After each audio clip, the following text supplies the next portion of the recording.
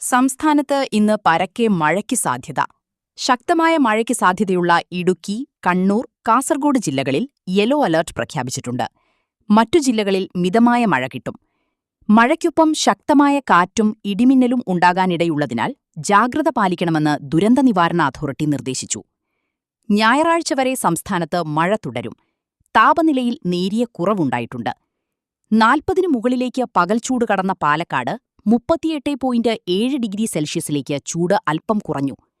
39 degree കടന്ന ചൂടുള്ള കൊല്ലത്ത് 35.5ലേക്ക് ചൂട് കുറഞ്ഞു. അന്തരീക്ഷ ഈർപ്പവും ചൂടും ചേരുമ്പോൾ ഇന്നും അസ്വസ്ഥതയുണ്ടാകുന്ന കാലാവസ്ഥ തുടരും. ഇതുവരെ ഒരു ജില്ലയിലും കടുത്ത ചൂടിനുള്ള മുന്നറിയിപ്പില്ല.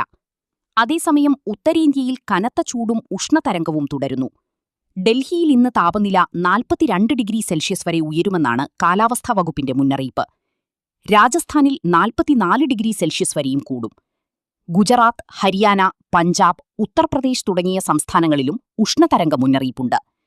കിഴക്കൻ, വടക്ക് കിഴക്കൻ പ്രദേശങ്ങളിൽ മഴയ്ക്കും ഇടിമിന്നലിനും സാധ്യതയുണ്ടെന്നും കാലാവസ്ഥാ വകുപ്പ് അറിയിച്ചു.